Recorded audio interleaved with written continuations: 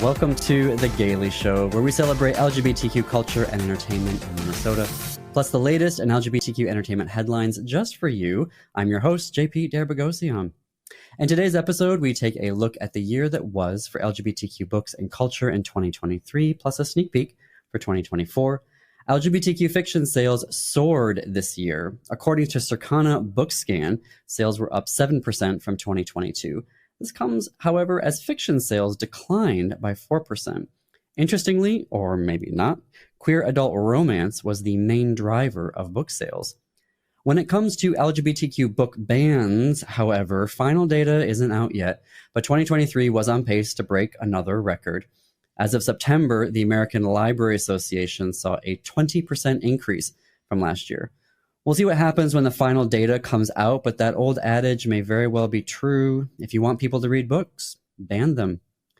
Congratulations are in order to Minnesota author David LaRochelle, whose children's book 100 Mighty Dragons, all named Broccoli, was listed in the top 10 best children's book of 2023 by Smithsonian Magazine. I had the lucky chance to interview David for This Queer Book Saved My Life last year. It's a great episode. Definitely check it out.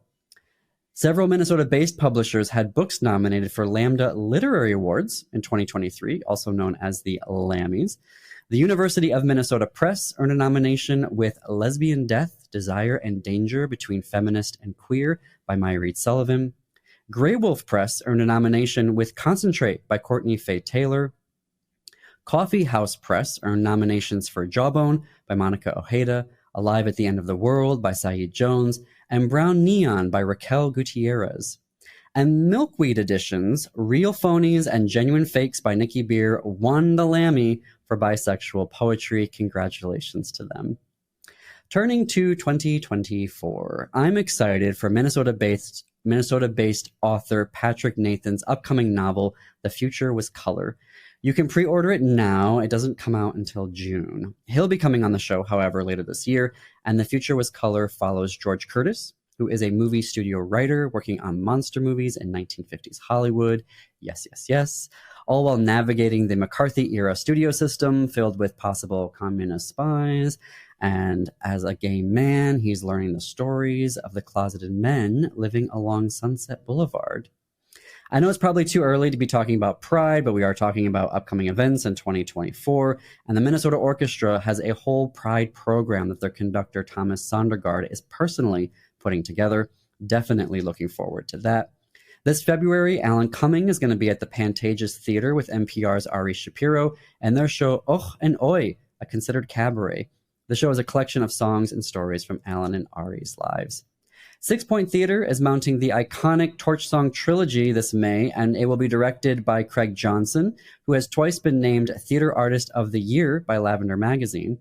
And it must have been a good year for gay Christmas movies, because in an interview with The Wrap, Lisa Hamilton Daly, VP of Programming at Hallmark Channel, said that they already have their 2024 Christmas projects, and Hallmark is planning more queer-forward movies for next year. I guess we'll have to wait and see what that means.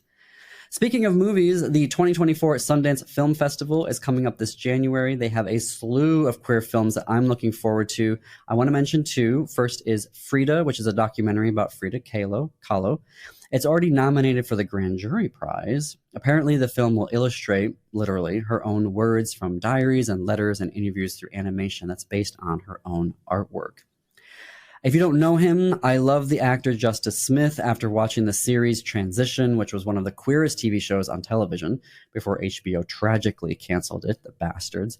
Anyhow, Justice Smith is starring in a new horror movie called I See the TV Glow.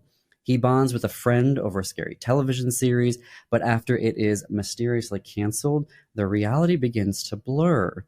I don't know what that means, but I want to watch it.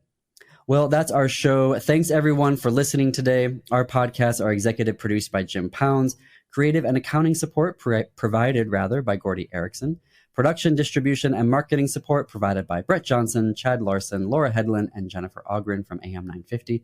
You can find us on social media. Search for This Queer Book Saved My Life on Facebook We're also at This Queer Book on Instagram. For The Gaily Show, check out AM950's YouTube channel and Facebook page. As always, you can connect with us through our website, thisqueerbook.com. And if you have LGBTQ entertainment news with a Minnesota angle, email gailyshow@thisqueerbook.com. That's GAILY show@thisqueerbook.com. And until our next episode, see you queers and allies in the bookstores.